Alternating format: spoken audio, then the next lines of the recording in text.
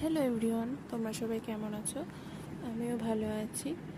তো আজকের দিনটা আমার একটু খুব একটা ভালো যায়নি।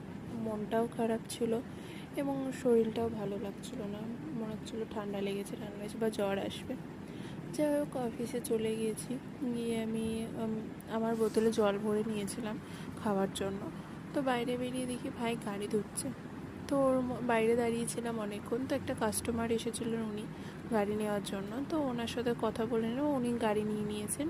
তো ওটাই রেডি হচ্ছিলো। তো আমার আজকে অফিসে গিয়ে মনটাও ভালো ছিল না, শরীরটাও ভালো ছিল না।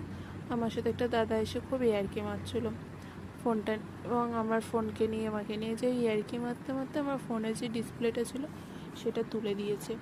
এবং তুলে দিয়ে এতটাই ইয়ার্কি মারছিল, তুলে তো দিয়েইছে, তবে ফাটিয়েও দিয়েছে। আমার মনটা খুবই খারাপ হয়েছে। আমি তো লাস্ট পজিশনে কেঁদেই ফেলেছিলাম যে আমি বেশি দিন হলোই না লাগানো, মাত্র 15 দিন মতন হয়েছে লাগানো হয়েছিল। তো যাই হোক, কী আর করার আছে, আর তো আমার কিছু করার নেই। কান্নাকাটি করেও লাভ নেই, মন খারাপ করেও লাভ নেই। যেটা করে দিয়েছে আর আমি পাবো না। যাই হোক, আবার নতুন করে লাগাতে হবে। অফিস থেকে বাড়ি চলে এসে নিজে ফ্রেশ হয়ে নিলাম এবং মাথা আঁচড়িয়ে এবং দুদিকে চুল বেঁধে নিয়েছি। তো কেমন লাগছে অবশ্যই জানিও। তো আমার লাস্ট কয়েক মাস ধরে এত চুল উঠছিলো, হেয়ার ফল হচ্ছিলো, আমি খুবই টেনশনে পড়ে গেছিলাম যে আমি টাকলুই হয়ে যাবো লাস্ট পজিশনে। যাই হোক, হয়নি, বাঁচা কোচা কিছু একটা আছে, এটা নিয়েই কাজ চালাচ্ছি। চুলগুলো যদি তোমাদের কিছু জানার থাকে যে চুল কম উঠবে বা এটা দিলে চুল গজাবে, তো অবশ্যই আমাকে কমেন্ট করো।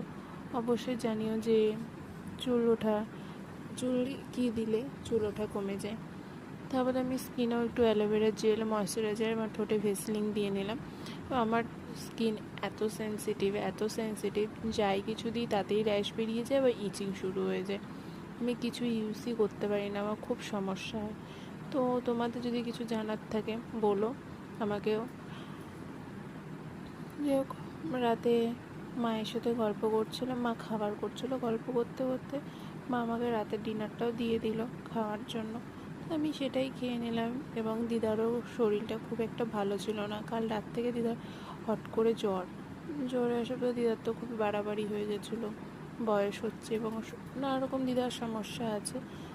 তো ওই নিয়েই কালকে দিদাকে একটু ব্যস্ত ছিলাম। দিদার সাথে জিজ্ঞাসা করলাম, তুমি আজ কেমন আছো? দিদা বললো, ভালো আছি। তো টাটা।